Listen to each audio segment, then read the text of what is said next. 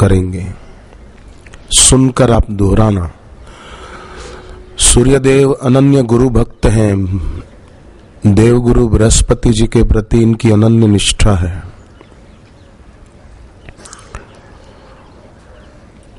गुरु निष्ठा की ये जीती जागती मूर्ति भगवान भास्कर हैं। जब भी किसी ने कोई गुरु अपराध किया, सूर्य भगवान ने उस देव को उस समय सही शिक्षा दी, सही ज्ञान दिया, सही समझ दी, क्योंकि सूर्य भगवान गुरु भक्ति की जीती जागती मूर्ति है। साक्षात गुरु निष्ठा का, गुरु भक्ति का जीता जागता रूप है ये सूर्य भगवान। गुरु के ज्ञान को अपने जीवन में उतारने की प्रेरणा देने वाले ये साक्षात प्रत्यक्ष देव हैं। और भगवत गीता में भगवान कृष्ण ने 10वें अध्याय में कहा है, ज्योतिषाम रविरंशुमान। ये ज्योतियों में सूर्य श्री कृष्ण कहते हैं साक्षात मैं हूं। और श्री कृष्ण स्वयं भी कैसे महान गुरु भक्त हैं कि सुदामा जब श्री कृष्ण भगवान से मिलने द्वारिका आए, तब भी श्री कृष्ण सुदामा से बातें करते समय भगवान ने प्रेरणा दी कि आपस में मिलो, तो इधर उधर की बातें न करके गुरु सेवा और गुरु भक्ति की बात श्री कृष्ण ने सुदामा से की है। और श्रीमद् भागवत इसका प्रमाण है। श्रीमद् भागवत में उसके कई श्लोक हैं कि श्री कृष्ण और सुदामा के बीच जो बातचीत हुई, उसमें उन्होंने बचपन में की हुई गुरु की सेवा और गुरु के प्रति जो उनका भक्ति भाव था और गुरुदेव ने उनको जो आशीर्वाद दिया था, उसकी बातें श्री कृष्ण और सुदामा ने आपस में दोहराई हैं। भागवत में इसके कई श्लोक हैं, कई प्रसंग हैं। तो श्री कृष्ण कहते हैं ज्योतियों में सूर्य मैं हूं, और सूर्य भगवान भी गुरु भक्ति की साक्षात मूर्ति हैं। हम उनके चरणों में वंदन करते हुए ये प्रार्थना करें कि हमारे जीवन में भी आपके जैसी तो नहीं आ सकती, परंतु आप ऐसी कृपा करें कि हमारे जीवन में गुरु भक्ति आ जाए, गुरु के प्रति निष्ठा आ जाए। जिसको भगवान शिव जी ने कहा है, गुरु निष्ठा परम तपः, गुरु में निष्ठा ही परम तप है। सबसे बड़ी तपस्या कौन सी? शिव जी कहते हैं कि अपने गुरुदेव में निष्ठा, अपने आराध्य में निष्ठा, वो बड़ी तपस्या है।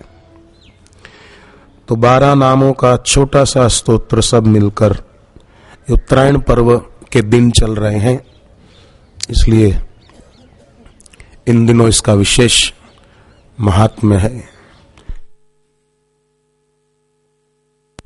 आदित्यः प्रथमं नाम,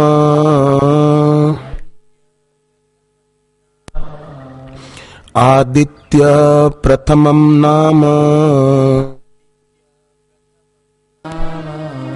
द्वितीयं तु दिवाकरः, द्वितीयं तु दिवाकरः, तृतीयं भास्करः प्रोक्तम्, तृतीयं भास्करः प्रोक्तम्, चतुर्थं तु प्रभाकरः, चतुर्थं तु प्रभाकरः, पंचमं तु सहस्रांशु, पंचमं तु सहस्रांशु, षष्ठं त्रैलोक्यलोचनः,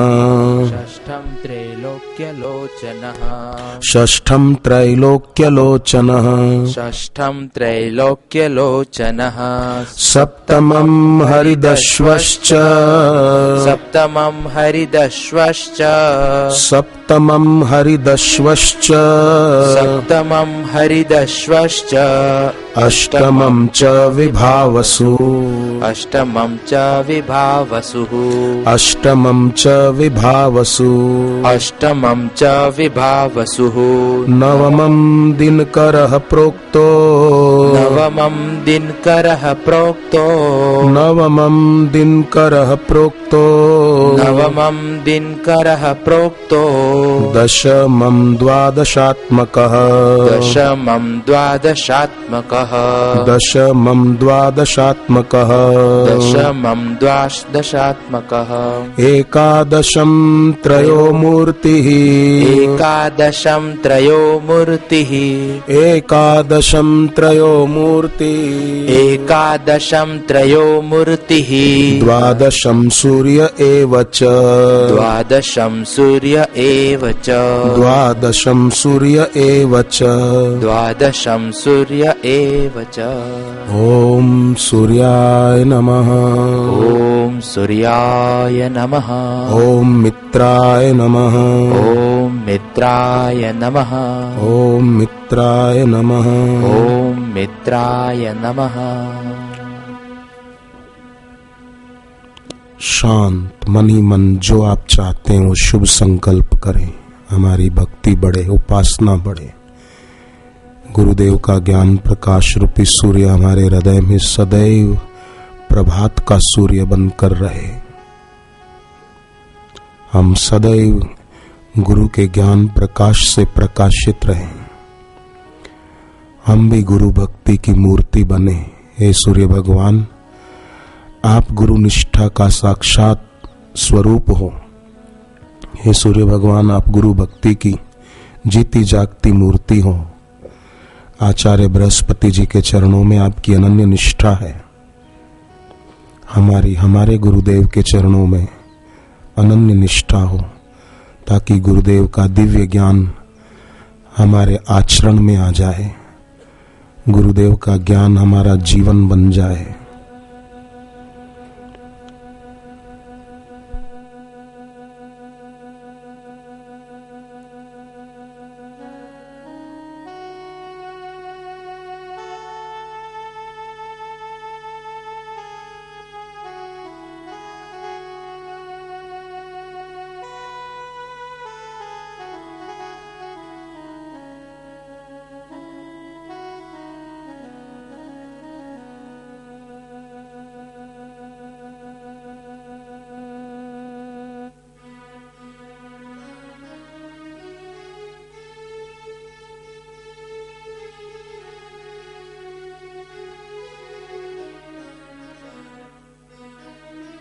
गहरा श्वास लेकर रोकें और मन में एक बार गायत्री मंत्र बोलें। होठ बंद रखकर मन में, और गायत्री मंत्र बोलकर फिर जो शुभ संकल्प करना है वो करें, फिर श्वास छोड़ दें। ऐसा 4-5 बार हो सके तो कर लें।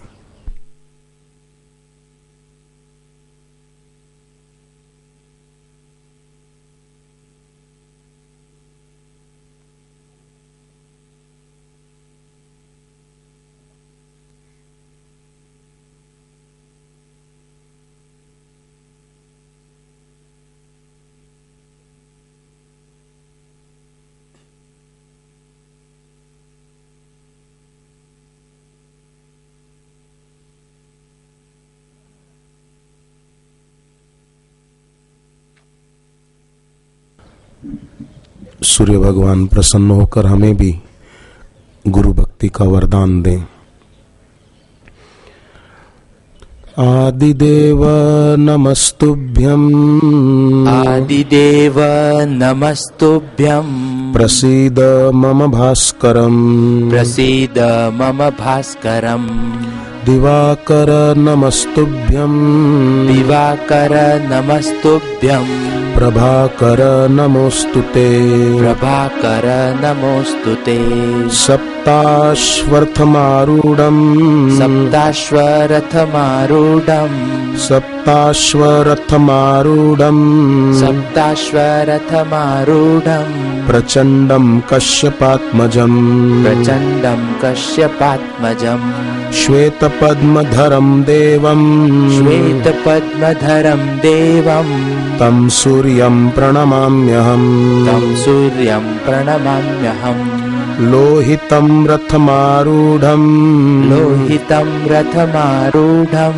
सर्वलोकपितामहं सर्वलोकपितामहं महापापहरं देवं महापापहरं देवं तं सूर्यं प्रणमाम्यहम् तं सूर्यं प्रणमाम्यहम् त्रैगुण्यं च महाशूरं त्रैगुण्यं च महाशूरं ब्रह्मा विष्णुमहेश्वरम् ब्रह्मा विष्णुमहेश्वरं महापापहरं देवं महापापहरं देवं तं सूर्यं प्रणमाम्यहम् तं सूर्यं प्रणमाम्यहम् ब्रहितं तेजपुञ्जं च ब्रह्मितं तेजपुञ्जं च वायुमाकाशमेव च वायुमाकाशमेव च प्रभुं च सर्वलोकानां प्रभुं च सर्वलोकानां तं सूर्यं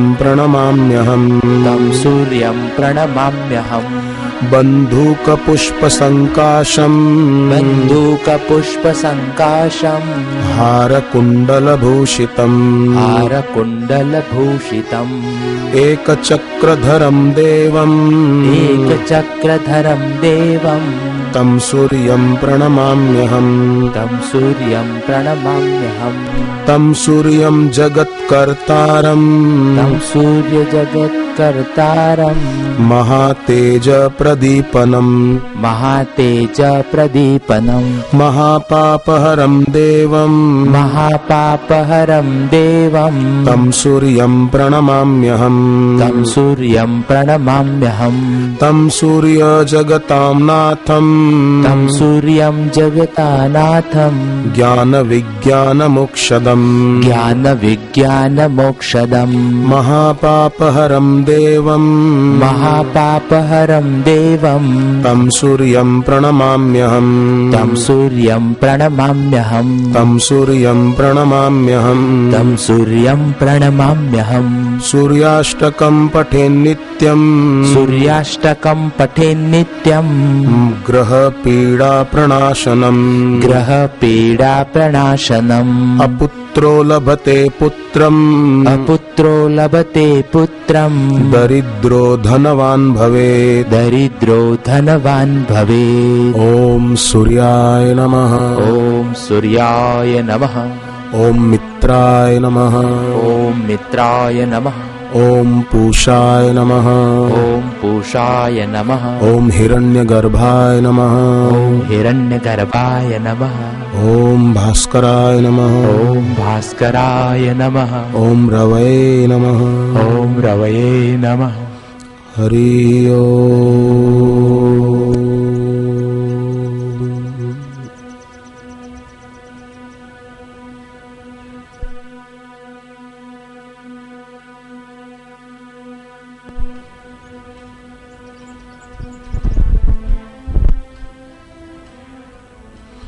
अब बैठ सकते हैं।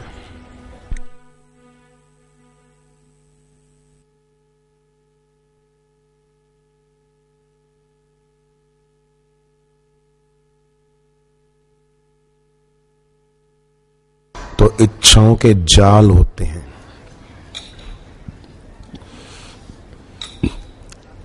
मछलियां जो समुद्र में जाल में फंसती है ना, तो देखा गया है कि मछलियां जाल के धागों को कस के पकड़ लेती हैं। क्यों? उनको ऐसा लगता है कि इन धागों के सहारे हमारी रक्षा हो जाएगी। पर जिन धागों के सहारे वो रक्षा की बात सोच रही हैं, वो धागे उसी जाल के हैं। रक्षा क्या होगी? ऐसे ही इच्छाओं के जाल हैं अंतःकरण में, और उन्हीं को साधारण आदमी पकड़े रखता है, और कई बार तथाकथित धार्मिक आदमी भी पकड़े रखता है। और कहलाने वाले नाम मात्र के धार्मिक भी उस जाल में उलझ जाते हैं।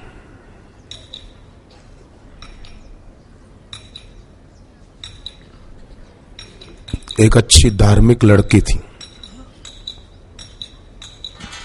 मैं उसको जानता हूं,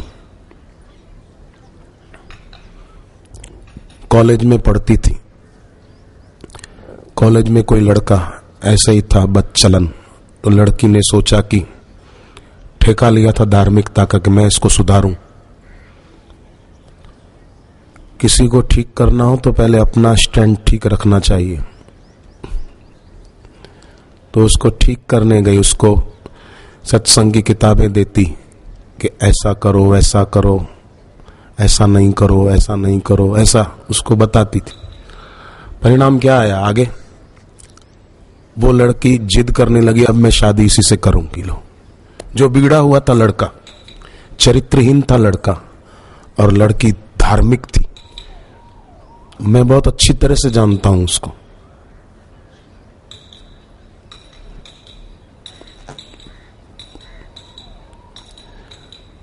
डूबते हुए व्यक्ति को बचाना अच्छी बात है, पर डूबता हुआ व्यक्ति अपने ही गले में हाथ डालकर ले डूबने की बात करे तो पहले खुद किनारा करना चाहिए। बोलो, उससे शादी को तैयार हो गई।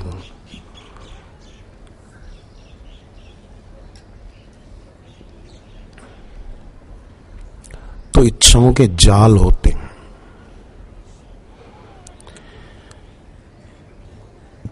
इसीलिए उन इच्छाओं के जाल से बचने के लिए श्री कृष्ण ने ज्ञान यज्ञ और जप यज्ञ, इन दो को गीता में श्रेष्ठ बताया है। और हम सबका ये सौभाग्य है कि जप यज्ञ भी हो जाता है,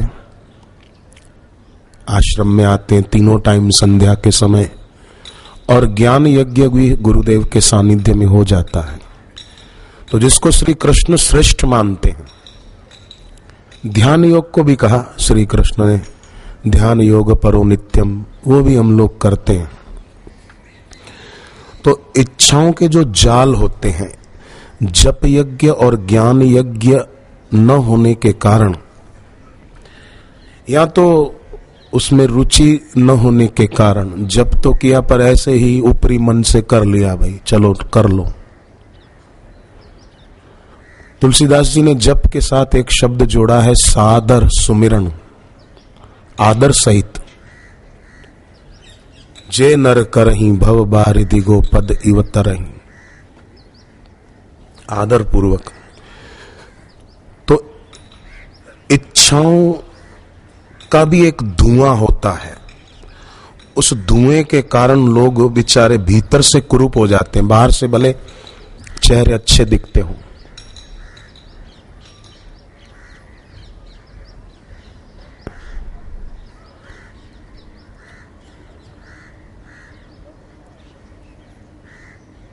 परंतु भीतर कुरूपता इतनी घनी होती है कि दिखती नहीं है। ये अंधेरा है, अंधेरा देखने के लिए भी आंख चाहिए, नहीं तो कैसे पता चलेगा अंधेरा है। अंधेरे को देखने के लिए भी आंख चाहिए। कुरूपता इतनी घनी है, इतनी घनी है, और नेत्रहीनपना भी गहरा है।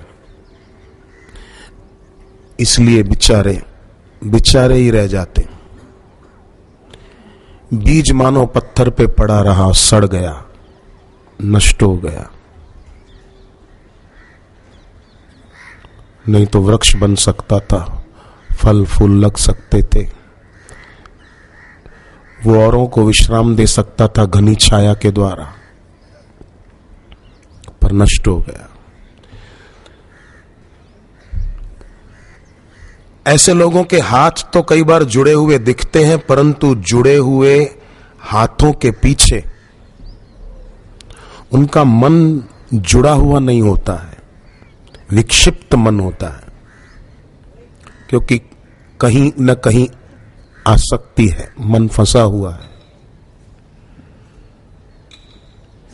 इसलिए शंकराचार्य जी का गुरु अष्टकम है। भगवान राम ने दिव्य लीला की, मारीच मृग बनकर आया, सीता जी ने कहा मुझे ये चाहिए, और राम जी दौड़ भी गए। तो राम जी को पता नहीं था ये मारीच है, सोने का हिरण कभी हो नहीं सकता, ये पता नहीं था, ईश्वर थे वो तो। पता था, पर राम जी ने शिक्षा दिया अगर इन स्वर्ण मृगों के पीछे ही दौड़ते रहे तो दुख हाथ लगेगा, और सदगुरु की शरण में, अपने आराध्य की शरण में आते रहे तो दुख मिटेगा। कामना के कुसुम जो है ना, वो या तो धरती के तारे हैं या आकाश के फूल हैं। देखा जाए आकाश के फूल क्या है ही नहीं, परंतु इंसान की नजर जो नजारे देखती है ना, उनको अपना नजरिया बना लेते हैं लोग। होना यह चाहिए कि अपने ज्ञानपूर्ण नजरिए से हर नजारे को देखें, यथार्थ देखें, जो है वो देखें। ना सतो विद्यते भावो, ना भावो विद्यते सतः। असत की सत्ता रहती नहीं, सत की सत्ता मिटती नहीं। ज्ञानपूर्ण नजरिए से देखें ताकि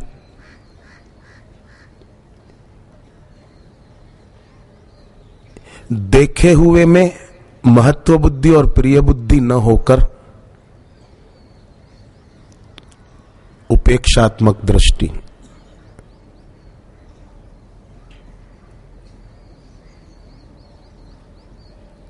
अपेक्षात्मक दृष्टि ईश्वर में, गुरु में।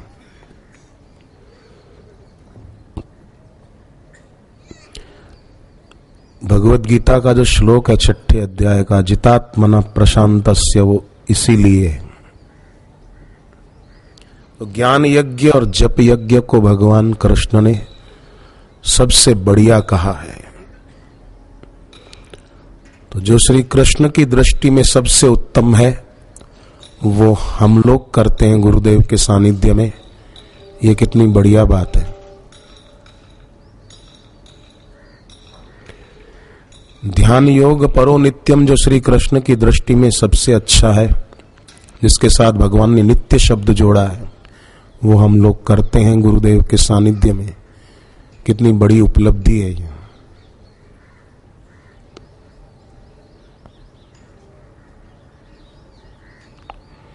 ज्ञान देने वाले गुरु के प्रति भक्ति जिसके दिल में होती है, वो व्यक्ति सच्चा वेदांती होता है। ऐसे सच्चे वेदांतियों को तो मैं दिल से प्रणाम करता हूं। परंतु जो वेदांत के नाम पर रूखे हो जाते हैं, उनको भी चाहिए कि ज्ञान देने वाले गुरु के रूप में भी प्रीति करें। अंगिरा ऋषि ने जो नाम आश्रय, रूप आश्रय कहा है, 7 आश्रय लेने की बात कही अंगिरा ऋषि ने। नाम आश्रय, भगवान नाम लिया गुरु से, उसका आश्रय लेते रहे, मन जप करते रहे।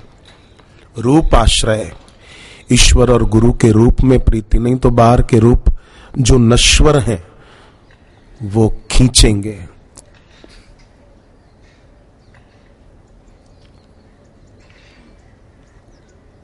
खिला हुआ फूल थोड़ी देर को ही अच्छा दिखता है, फिर मुरझा भी तो जाता है।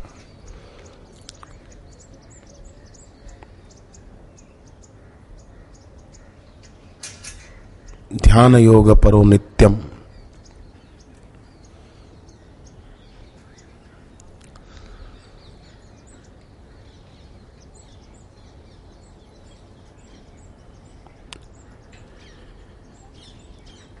स्वामी अखंडानंद जी को किसी जवान लड़के ने पूछा कि महाराज जी, जब हम ज्ञान सुनते हैं ना तब तो बहुत अच्छा लगता है, पर बाद में हम इधर उधर कहीं जाते हैं तो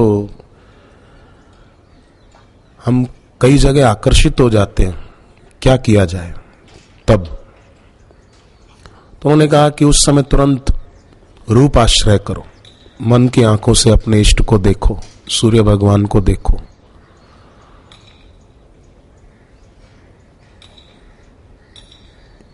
कि मुझे मेरे स्वामी के रूप का आश्रय लेना है और वही मेरे लिए कल्याणकारी है, उसी से मेरी ऊर्जा ऊर्ध्वगामी होगी। नहीं तो बाहर किसी के नश्वर रूप पर मैं आकर्षित होऊंगा तो मेरी ऊर्जा अधोगामी होगी। हे हरि हरि हरि हरि हरि। युवा शब्द का उल्टा दो तो होता है वायु। युवा वायु की तरह हो, पसार हो जाए। फूलों की वाड़ी से भी हवा पसार हो जाती है और गटर के नाले के ऊपर से भी तो पसार हो जाती। न गटर की दुर्गंध वह हवा अपने में रखती है, न फूलों की सुगंध अपने में रखती है।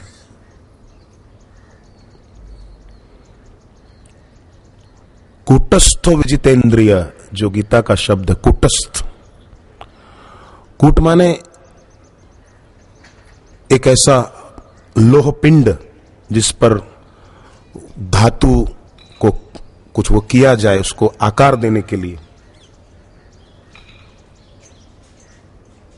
ये कूट शब्द गीता में भगवान ने कहा, कूटस्थो विजितेंद्रिय, कि कैसी भी परिस्थिति, कैसा भी व्यक्ति आए, हम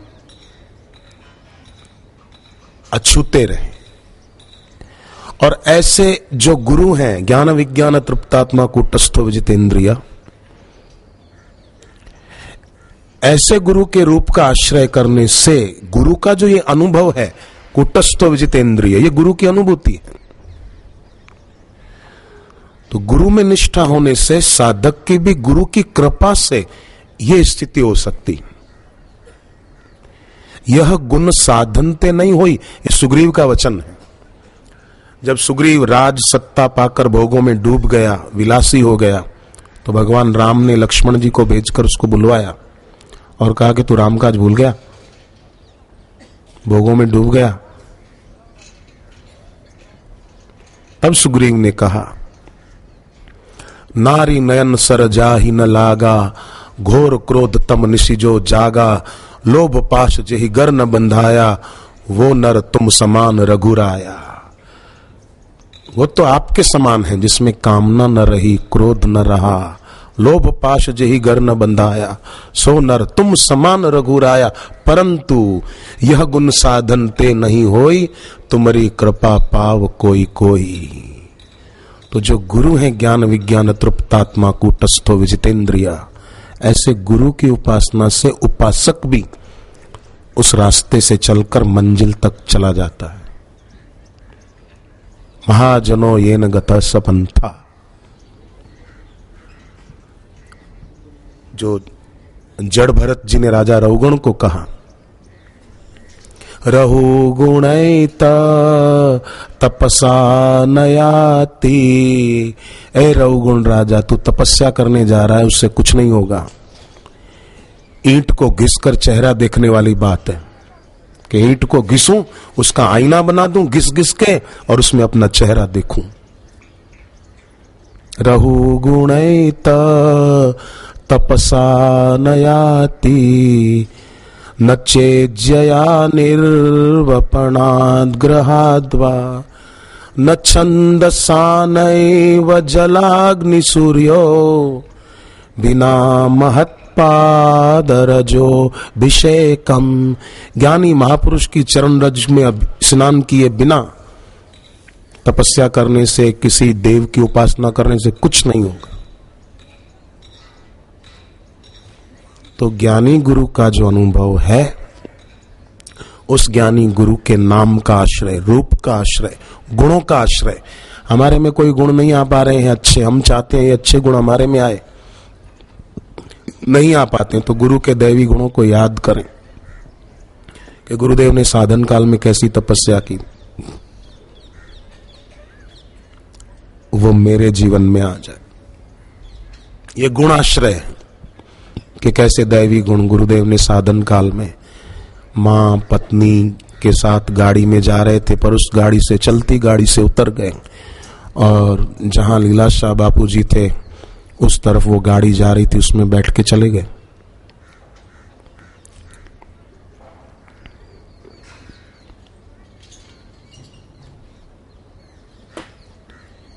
कैसी युवावस्था वंदनीय, मेरी भी ऐसी बने गुण आश्रय।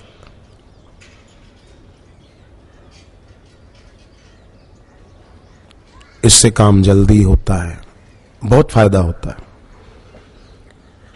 सिद्ध भले न हो पाए पर शुद्ध जरूर हो सकते हैं।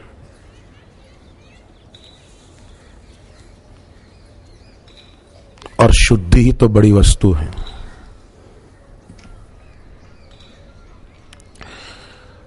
तो सच्चा धार्मिक वही कहलाता है जो ज्ञान यज्ञ जप यज्ञ को श्रेष्ठ मानकर चलता रहे और गुरुदेव के ज्ञान पर आधारित ऋषि प्रसाद पत्रिका है, उसका लाभ आप भी लें, दूसरों को भी दिलाएं। आपके परिचित हो, रिश्तेदार हो, देश में रहते हो या विदेश में रहते हो, उन तक भी ये लाभ पहुंचाना चाहिए। गीता में भगवान ने कहा है, मुझे मेरा भक्त इतना प्यारा नहीं पर वो भक्त प्यारे हैं जो मेरे गीता के ज्ञान को दूसरों तक पहुंचाते हैं।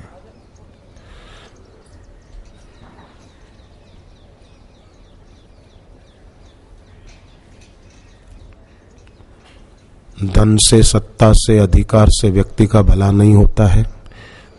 व्यक्ति का भला एक ज्ञान से होता है। नहीं ज्ञानिन सदृशम पवित्रमयि विद्यते। वो ज्ञान स्वयं अर्जित करना और दूसरों तक पहुंचाना ये बड़ा भगीरथ कार्य है। यही सच्चा स्वास्थ्य है।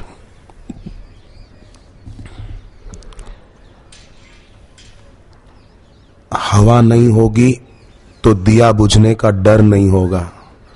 उसी प्रकार जहां वासना नहीं होगी वहां जन्म मरण का भय नहीं होगा। दिया जलता रहेगा ना, हवा नहीं होगी तो। वासना नहीं होगी तो मृत्यु का भय नहीं। केवल रुपया कमाने की शिक्षा सच्ची शिक्षा नहीं है। केवल अक्षरों का ज्ञान हो जाना ही शिक्षा नहीं है। अक्षर जिसका कभी क्षरण नहीं होता, जो अक्षर है, उसका ज्ञान ही वास्तविक ज्ञान है। उसी से भला होता है। जैसे एक साधक ने डिग्री तो पढ़ाई में अच्छी पा ली पर नौकरी अच्छी नहीं मिल रही थी तो चिंता में रहते थे। ज्ञान सुना गुरुदेव का तो वो चिंता छूट गई। जब तक अच्छी तरह से किया तो वो नौकरी भी अच्छी मिल गई। 1 साल का 45-47 लाख रुपया उनको मिल जाता है। तो ये खास ध्यान रहे कि मेरा नाता मेरे आराध्य से है, संसार से नहीं। क्योंकि जिसका छूटना निश्चित है उससे मेरा नाता कैसे हो सकता है, और जिसका छूटना कभी हो ही नहीं सकता उसी से मेरा नाता सच्चा है और सदा का है। तो जिससे मेरा नाता सदा का है मैं उसी का रूप हूं, उसी का अंश हूं। हरि हरि ओम ओम करके शांत होना, ये ज्ञान यज्ञ जप यज्ञ। ऋषि प्रसाद की सेवा क्यों करनी चाहिए? कोई आपको बोले क्या जरूरत है करने की? अपना काम कम है क्या हमारे पास? टाइम ही नहीं मिलता तो फिर ये हम क्यों करें? तो देखो, पर सेवा से स्वाधीनता का सामर्थ्य प्राप्त होता है। व्यक्ति जीवन काल में स्वाधीन नहीं हो पाया और पराधीन होकर मरा तो ये कितना बड़ा दुर्भाग्य है। तो सेवा से स्वाधीनता की शक्ति आती है। ऐसा व्यक्ति राग रहित हो पाता है। पहले का राग उसका छूटता है और दूसरा राग उत्पन्न नहीं होता। पर यह ध्यान रखें कि कभी भी किसी से परिचय हो ना, उसकी आकृति हमारे दिल दिमाग में न बने, आईने की तरह हो। निज मन मुकुर सुधारी, ये जो हनुमान चालीसा की शुरुआत में आता है, श्री गुरु चरण सरोज रज निज मन मुकुर सुधारी। मन को आईना कहा और आईने को भी साफ करने की बात कही। क्यों कहा? कि आईना किसी के आकार को पकड़ता नहीं है। चेहरा कोई देखे फिर हटे तो गया, तो ऐसा हो।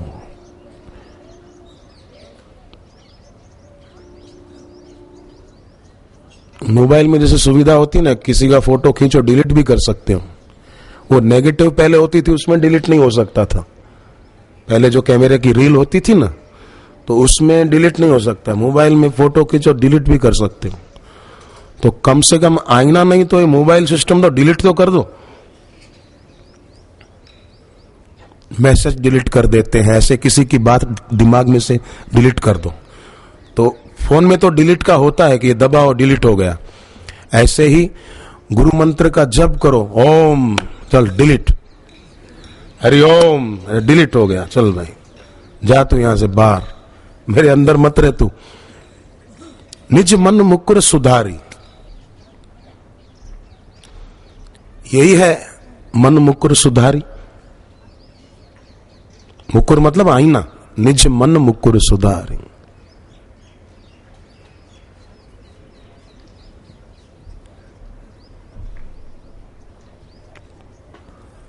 बरनौ रघुवर विमल जस जो दायक फलचारी। तो सेवा से, ऋषि प्रसाद की ये सेवा, इससे स्वाधीन होने की शक्ति प्राप्त होगी। लोग क्या करते हैं, कई बार दूसरों की चर्चा भी करते रहते हैं, वो भी बेकार है। दूसरा व्यक्ति खराब है या नहीं, ये बाद की बात है, परंतु वो खराब है, इससे वृत्ति तो खराब हो गई। घाटा किसको हुआ? उसको जिसकी चर्चा कर रहे थे, या चर्चा करने वाले को? इसलिए कोई आपके आगे पर चर्चा करे, नाम बोले दूसरी बात कर। मेरे पास ज्यादा वो मेमोरी नहीं है, इतनी अंदर है गुरु का ज्ञान, ज्यादा इसमें अब अंदर नहीं भर सकूंगा मैं, दूसरी बात कर।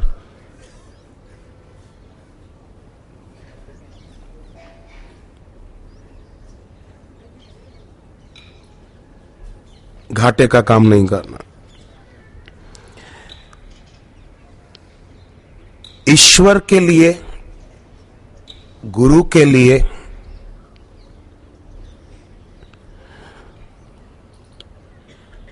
जो कुछ करेगा, देखो ईश्वर और गुरु चाहते हैं सबका भला हो। गुरुदेव सत्संग क्यों देते हैं? सबकी भलाई के लिए। ऋषि प्रसाद पत्रिका क्यों शुरू कराई? सबकी भलाई के लिए, मानव मात्र की भलाई के लिए। चाहे हिंदू हो, चाहे मुसलमान हो, ईसाई हो, सिख हो, पारसी हो, यहूदी, कोई भी हो, सबकी भलाई के लिए किया। तो जो ऋषि प्रसाद की सेवा करेगा, क्यों करेगा? कि सबकी भलाई हो। तो ईश्वर और गुरु भी सबकी भलाई चाहते हैं, सेवा करने वाला भी सबकी भलाई चाहेगा, भलाई के भाव से करेगा, तो ईश्वर की शक्ति के साथ उसकी एकता हो जाएगी। और बाकी के टाइम मौन रखकर जप ध्यान करेगा, अपना अर्थोपार्जन के लिए जो काम करना है किया, सेवा के टाइम सेवा।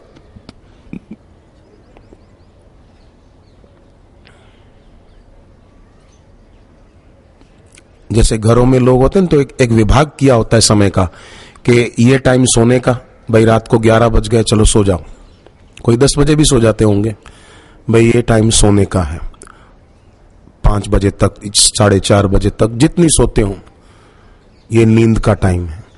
5 बज गए चलो उठो, अपना नित्य कर्म स्नान आदि का करो, ये टाइम नियम का है, ये टाइम दुकान धंधे पर जाने का है। बहने तो भाई ये टाइम घर के काम का है। ऐसे ही कुछ टाइम सप्ताह में, भाई ये टाइम तो हर सप्ताह में सेवा का ही है बस। जैसे रोज अमुक टाइम 5 घंटे 6 घंटे सोने का है, ये टाइम खाने का है, ये टाइम सप्ताह में सेवा का है, क्योंकि सेवा से स्वाधीन होने की शक्ति प्राप्त होगी। स्वकर्मणा तमभ्यर्चम सिद्धिम विंदति मानवा। जो सेवा करते हैं वो ये भी ध्यान में रखें कि ये सेवा तो और भी कोई कर सकता था, मैं नहीं करता तो और कोई करता, पर मेरा अहोभाग्य कि मुझे सेवा करने की इच्छा हो गई। जिस सेवा से स्वाधीन होने की शक्ति प्राप्त हो, वो सेवा मुझे मिल गई।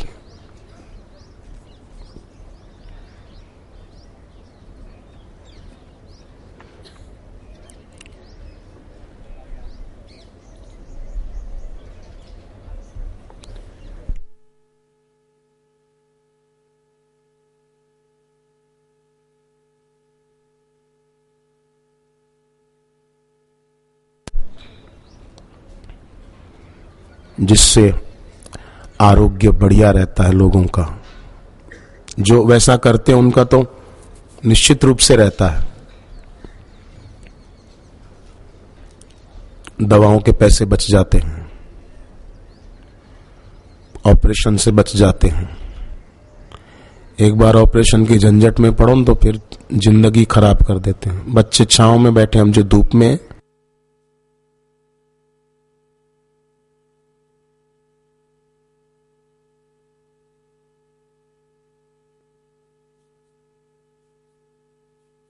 मोक्ष शास्त्र, इनमें सब शास्त्र आ गए, 4 प्रकार के।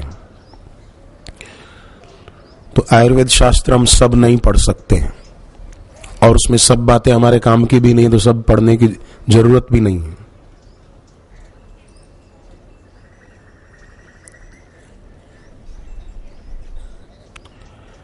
नीति शास्त्र सभी कितने सारे हम सब नहीं पढ़ सकते हैं। धर्मशास्त्र भी कितने पुराण उपपुराण, ये सब हम इतना समय भी नहीं है कि सब पढ़ सकें। पर गुरुदेव की वाणी ऐसी है कि आयुर्वेद शास्त्र का सार सार मिल जाता है जो हमारे लिए काम का है। नीति शास्त्र में से हमारे लिए कौन सी बातें उपयुक्त हैं, उपयोगी हैं, वो हमको मिल जाती हैं।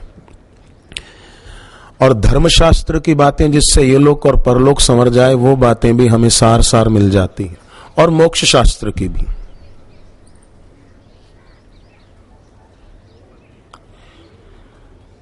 तो आयुर्वेद शास्त्र, नीति शास्त्र, धर्मशास्त्र और मोक्ष शास्त्र, इन सभी का सार ऋषि प्रसाद में आता है।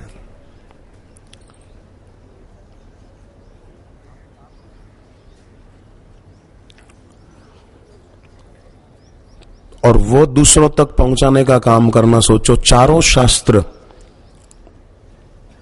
उसमें चारों में वेद आ गए, उपनिषदें आ गई, स्मृति ग्रंथ आ गए, पुराण आ गए, उपपुराण आ गए, इस सब उसमें समाविष्ट है।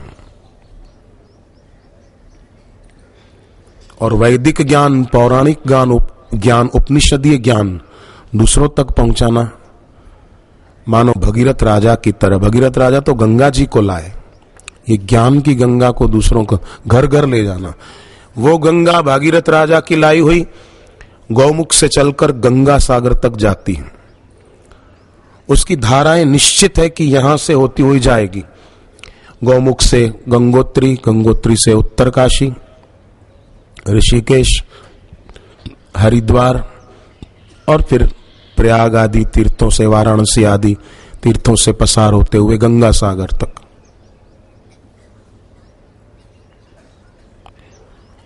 परंतु गुरुदेव की ये ज्ञान गंगा अमेरिका भी चली जाती है, कनाडा भी चली जाती है, यूरोप भी चली जाती है, इधर मुस्लिम देशों में भी चली जाती है ये ज्ञान गंगा। ओमान, मस्कट, बहरीन, जब छोटे छोटे मुस्लिम देश हैं,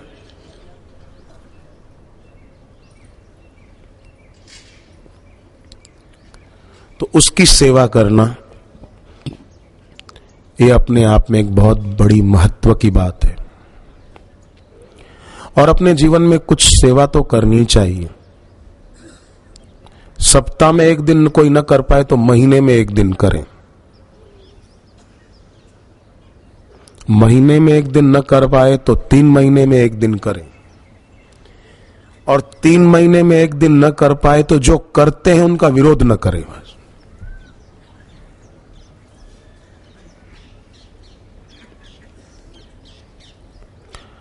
हाँ, पर सेवा में, साधना में ये याद रहे कि नवीन राग की उत्पत्ति न हो।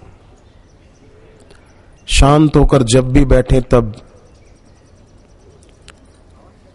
विकृति पैदा करने वाली किसी की आकृति दिल दिमाग में ना आए।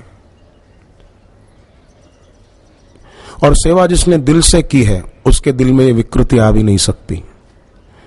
सेवा जिसने दिल से की है उसके इंद्रियों के दरवाजे बंद हो ही जाएंगे।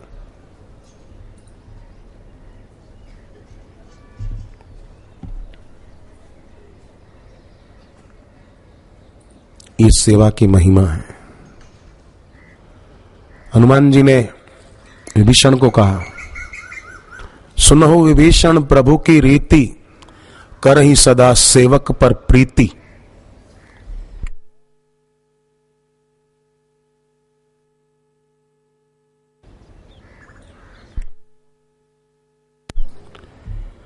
सेवक पर हमेशा प्रीति रखते हैं।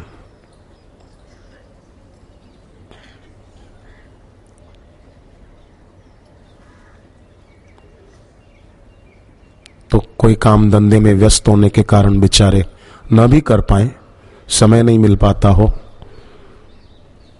तो कोई बात नहीं, महीने में एक बार, 3 महीने में एक बार, पर सेवा करेंगे जरूर।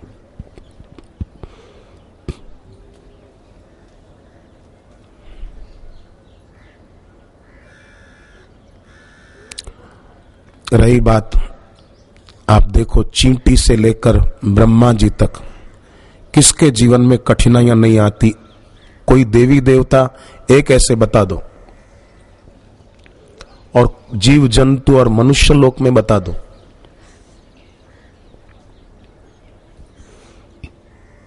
भक्ति इसीलिए तो है कि हम कठिनाइयों में भी शांत सम रहकर अपने दिल को उद्विग्न होने से बचाकर आगे बढ़े। गीता का भक्ति योग नामक अध्याय यही तो कहता है, ये तो धर्म्यामृतमिदं यथोक्तम पर्युपासते। ये धर्म का अमृत है कि यस्मान्नो द्विजते लोको लोकान्नो द्विजते चया, हर्षम हर्ष भयोर्द्वैगैर।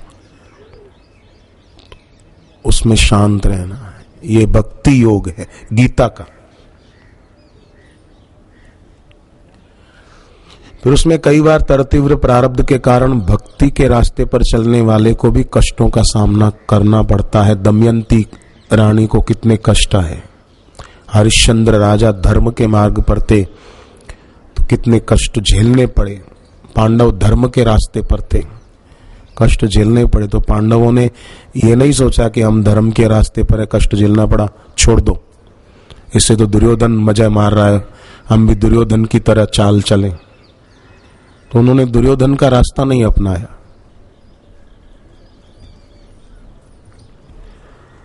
तो कष्ट आने पर, ये इसलिए प्रार्थना है आपके चरणों में कि संसार है, कई बार संसार में प्राकृतिक आपदाएं होती हैं, कई बार अपना कुछ तरतीव्र प्रारब्ध होता है।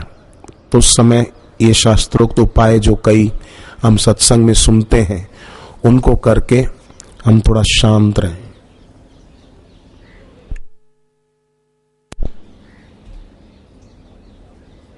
नाम आश्रय, रूप आश्रय, गुण आश्रय, भाव आश्रय, विभूति आश्रय।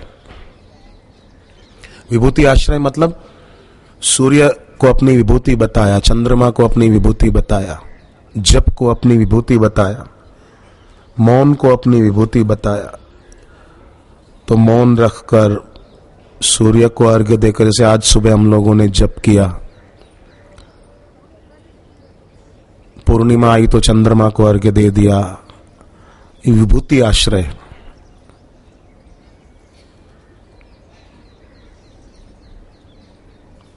पीपल को अपनी विभूति बताया, तो जिनको काम धंधे आदि नौकरी की तकलीफ रहती है तो पीपल में, अपने कई आश्रमों में पीपल में भी गुरुदेव ने शक्तिपात किया है, तो वहां जल चढ़ा दिया,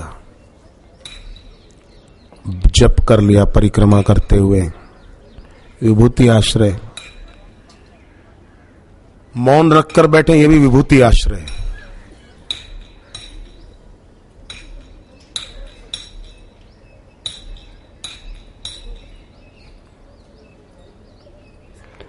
शांत बैठते ना यहाँ संध्या में, शिविर में, चुपचाप सत्संग के बाद भी ऐसे, तो वो भी विभूति आश्रय है,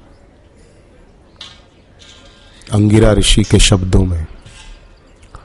और सत्य ही है, गीता में जिसको विभूति बताया उसको हम करें, वो विभूति आश्रय है।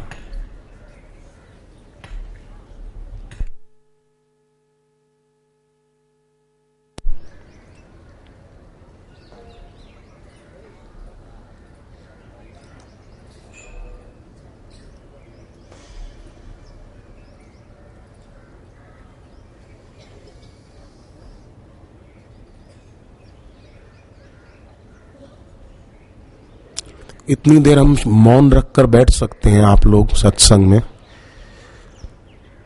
तो सोचें 2-3 घंटे संध्या में सत्संग में मौन रखकर बैठ सकते हैं, तो पूरा दिन भी बैठ सकते हैं। कभी ऐसा भी सोचे, समझो किसी को फोन करने का विचार आया, तो एक क्षण के लिए सोचो कि नहीं करेंगे तो क्या आफत आ जाएगी।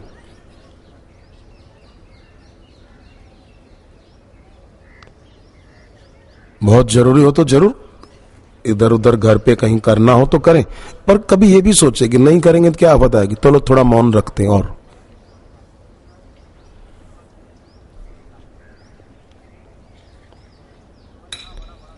एक आदमी को उसकी पत्नी ने फोन पे मैसेज किया कि घर कब आओगे, खाना तैयार है, ठंडा हो जाएगा।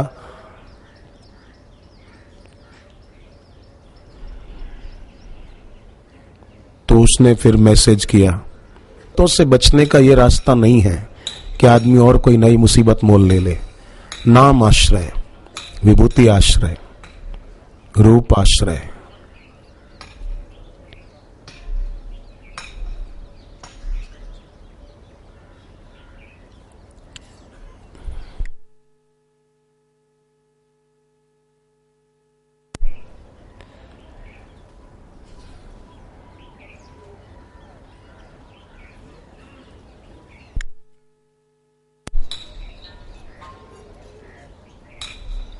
बैठे हुए थके हों तो अपनी जगह पे खड़े हो सकते हैं। नारायण नारायण श्रीमन्नारायण नारायण नारायण। नारायण श्रीमन्नारायण नारायण नारायण। श्रीमन्नारायण नारायण नारायण। श्रीमन्नारायण नारायण नारायण। हरि ओम हरि ओम हरि ओम हरि ओम हरि ओम हरि ओम हरि ओम हरि ओम हरि ओम हरि ओम हरि ओम हरि ओम हरि ओम हरि ओम हरि ओम हरि ओम।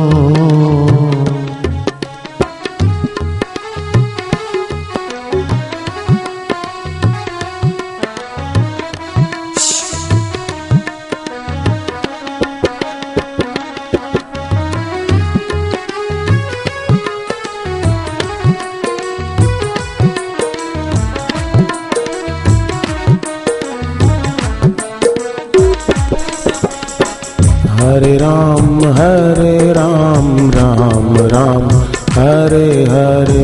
हरे राम राम राम हरे हरे। हरे कृष्णा कृष्ण कृष्ण हरे हरे। हरे कृष्णा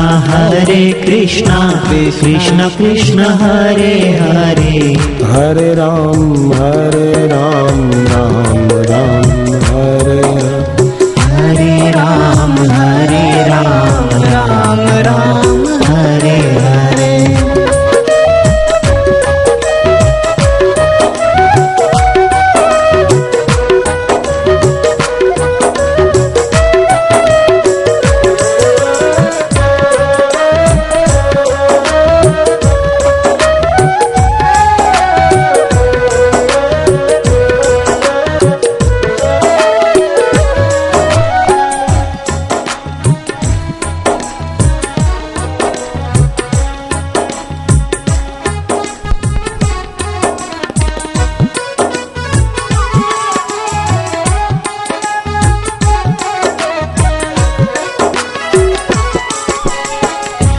चंचल था ये मन रूपी भंवरा, चंचल था ये मन रूपी भंवरा, गुरु ज्ञान से ही ये संवरा,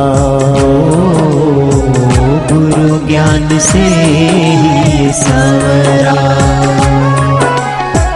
जहाँ वो चलाए हम तो चलते रहेंगे, चलते रहेंगे। जहाँ वो चलाए हम तो चलते रहेंगे, चलते रहेंगे। ओम नमो भगवते वासुदेवाय, ओम नमो भगवते वासुदेवाय।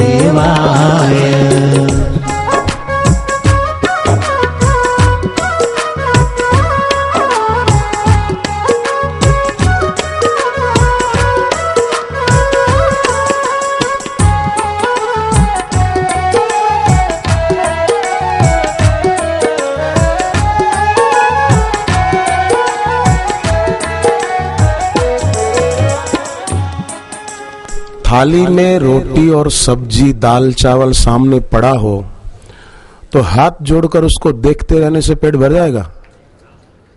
जय अन्न देवता, जय अन्न देवता, जय अन्न देवता। उसको देखते रहने से पेट नहीं भरेगा, खाएंगे तो पेट भरेगा।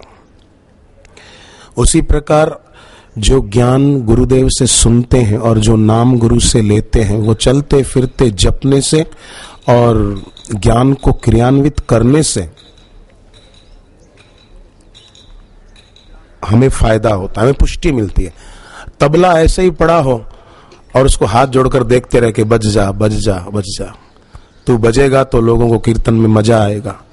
हाथ जोड़ने से नहीं बजेगा। तबले पर थाप देंगे तो बजेगा और सुनने वाले को भी अच्छा लगेगा, पर उसको भी ताल में बजाना पड़ता है। संगीत बजाने वाला खाली ऐसे ही शोर करता रहे, बजाना नहीं आता हो, तो सुनने वाला उसको हाथ पकड़ के बोलेगा मेरे बाप तू बंद कर। बजाने वाला उसको आता ना तो शोर करेगा और डिस्टर्ब करेगा। जैसे अभी ये लोग तो जानते हैं बजाना, पर शोर करो कैसा होता है, ऐसे ही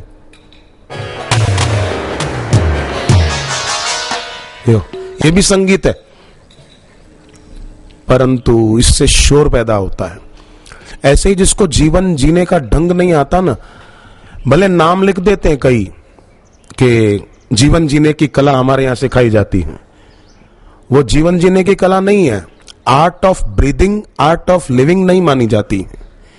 श्वास लेने की कला वो जीवन जीने की कला नहीं है। श्वास लेने की कला जितनी कछुआ जानता है इतना आदमी भी नहीं जानता है।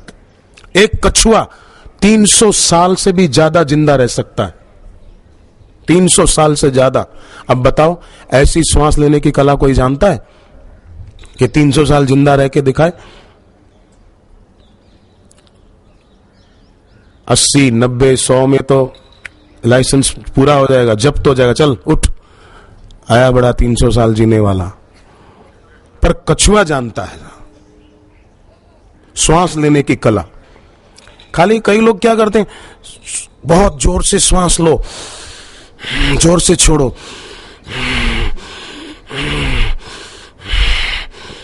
अब थोड़ी देर तक आप जोर से लो छोड़ो, बेहोश हो जाओगे, लगेगा ध्यान लग गया। बस ध्यान नहीं लगा, वो बेहोश हो गया।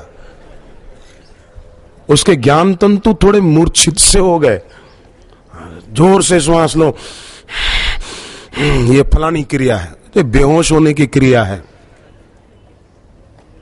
बापूजी सीधा रास्ता बताते हैं, सरल रास्ता, श्री कृष्ण का रास्ता। भवो ज्ञान तपसा पूता मदभाव मागता है, सीधा रास्ता। आप एक बात बताओ, आप पढ़े लिखे हो, आर्ट ऑफ स्विमिंग किसको बोलोगे? आर्ट ऑफ स्विमिंग मतलब बोलो।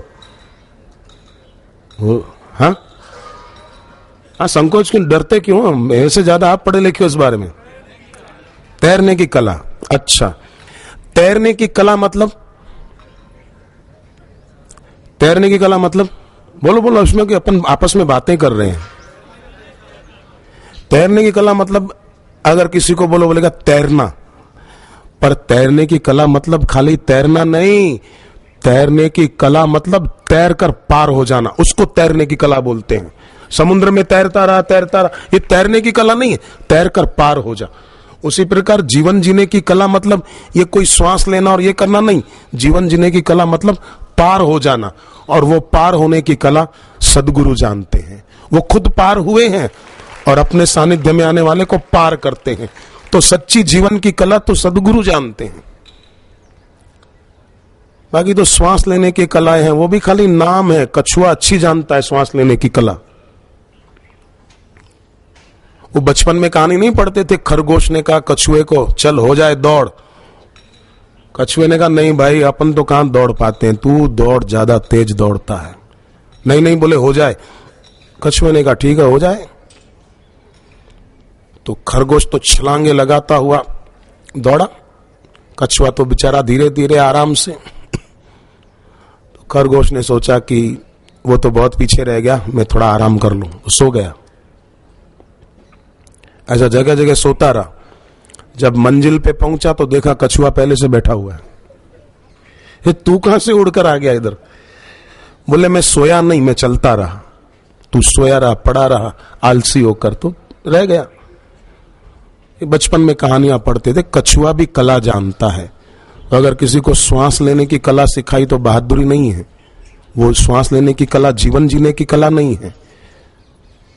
जीवन की कला है आदमी पार हो जाए, जीवन मुक्त हो जाए, प्राणों के रहते हुए इच्छाओं से मुक्त हो जाए। यह है जीवन जीने की कला। जीवन जीने की कला क्या है कि जीवन का अंत मृत्यु पर न हो। यह जीवन जीने की कला है। अगर जीवन का अंत मृत्यु पर होता है तो वो जीवन जीने की कला नहीं, बकवास है। ऐसे बकवास करने वाले कुछ भी बोल देते हैं, हम इस मत का खंडन करते हैं। तू बैठना झुककर, तुझसे किसने सर्टिफिकेट मांगा है? खुद अपने गुरु से धोखा करने वाले, खुद अपने गुरु को पीठ देकर अपना नया संप्रदाय चलाने वाले गुरुओं से किसी का भला नहीं होता। अज्ञानी गुरु से डाकू अच्छा होता है। जिसको खुद को साक्षात्कार नहीं हुआ, जिसने खुद अपने गुरु से नहीं निभाया, वो हमसे क्या निभाएगा और वो हमको क्या तारेगा? पत्थर किसी को तैरना नहीं सिखा सकता, खुद डूबता है। दोनों डूबे बावरे, चढ़ी पत्थर की नाव। हमारे बापूजी ने अपने गुरु लीलाशाह बापू से निभाया। और लीलाशाह बापू खुद बोलते थे, जब लीलाशाह बापू जी थे, गुरुदेव की माता जी को लीलाशाह बापू ने कहा था कि मुझे अगर पूरा किसी ने पाया हो तो इन्होंने पाया है। बापूजी की तरफ इशारा करके लीलाशाह बापू ने गुरुदेव की मां को कहा था। और मुझे गुरुदेव की माता के चरणों में बैठने का कई बार मौका मिला। मैं आज गुरु चरणों में टिका रहता हूं तो उनका भी मेरे पर बहुत आशीर्वाद। उन्होंने मेरे सिर पर कई बार हाथ रखा प्यार से। मुझे उनके चरणों में कई बार सिर झुकाने का अवसर मिला। मैं प्रणाम करता था तो उनके चरणों में सिर रख देता था, पैर छूकर प्रणाम नहीं करता था, मैं उनके चरणों में सिर रखता था और वो बहुत प्यार से मेरे सिर पर हाथ रखते थे। इसलिए उनकी समाधि पर जाकर मैं प्रणाम करता हूं तो मुझे ऐसा नहीं लगता कि वो कहीं गए हैं, वो वहीं हैं, हमारे साथ हैं। उनका आशीर्वाद पल पल हमें मदद कर रहा है। कपिल भगवान की माता देवहूति जैसे महान थी, कपिल भगवान में पूज्य बुद्धि गुरु बुद्धि करने वाली देवहूति माता की तरह हमारे गुरुदेव की माता भी ऐसी महान वंदनीय है।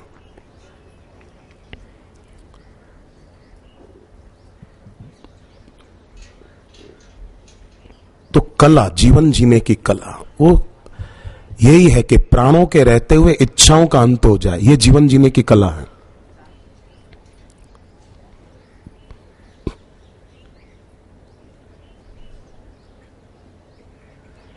अपने बापूजी देखो, गुरुदेव का हृदय देखो कैसा उदार है। कांची कामकोटि के शंकराचार्य जयेंद्र सरस्वती जी पर आरोप लगे सारे मीडिया वाले उनके खिलाफ बोल रहे थे, हत्या का आरोप, यहां तक कि उनको जेल में डाल दिया गया था। बापूजी ने कभी कहा कि हम उनका खंडन करते हैं? बापूजी धरने पर जाकर बैठ गए दिल्ली में, सड़क पर। गुरुदेव सत्संग में भी कांच की कैबिन में बैठते हैं, वहां बापूजी सड़क पर धरने पर जाकर बैठ गए। क्यों? कि जयेंद्र सरस्वती जी महाराज निर्दोष हैं, और वो निर्दोष साबित हुए भी।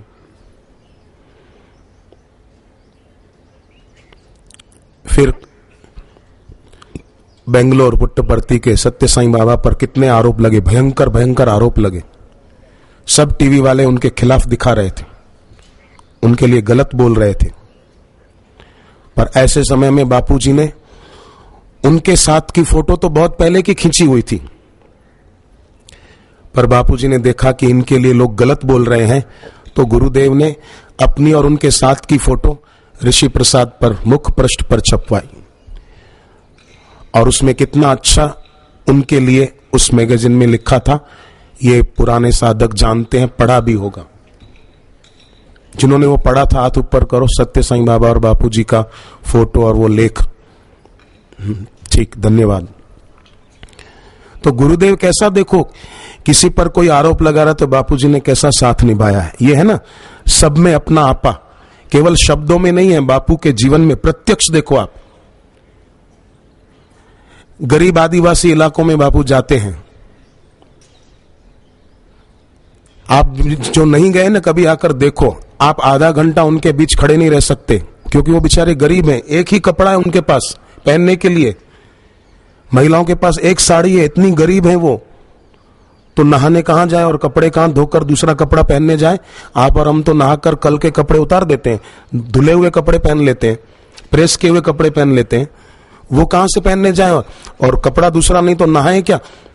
टुवाल नहीं, नैपकिन नहीं, तो इतनी बदबू आती है। उनका कसूर नहीं बेचारों का, उनके पास है ही नहीं, सुविधा नहीं है उनके पास, बाथरूम नहीं, क्या ना है, झोपड़ी में रहते हैं बेचारे, जंगलों में। आप आधा घंटा नहीं खड़े रह सके, और बापूजी उनके बीच घंटों भर खड़े रहकर, घंटों भर उनके बीच जाकर गुरुदेव बंटवाते हैं। अरे इधर ये बांटो, इधर ये बांटो, इधर पैसे लाओ, इधर कंबल लाओ, इधर ये महिला साड़ी लाओ। मैं मत का खंडन करता हूं, बकवास करने वाले अपने गुरु से नहीं निभाया, क्या लोगों के आगे बक देते हैं कि हम खंडन करते हैं। तेरा खंडन ईश्वर अपने आप कर देगा, तूने अपने गुरु से नहीं निभाया।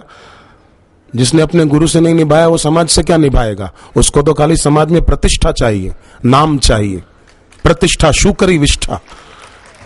सियाराम में सब जग जानी बोलने से क्या होगा? बापूजी ने सबके अंदर सीताराम को देखा है, और गुरुदेव उनके बीच रहकर ऐसी सेवा के कार्य संपन्न कराते हैं। बनास नदी के कांठे बापूजी बैठे थे, गरीब मजदूर रो रहा था कि नाव नहीं है, मैं सामने पार कैसे जाऊं? बापूजी ने कहा नाव नहीं तो क्या है, मैं तो हूं, मेरे कंधे पर बैठ जा, मैं तुझे सामने पार पहुंचाता हूं।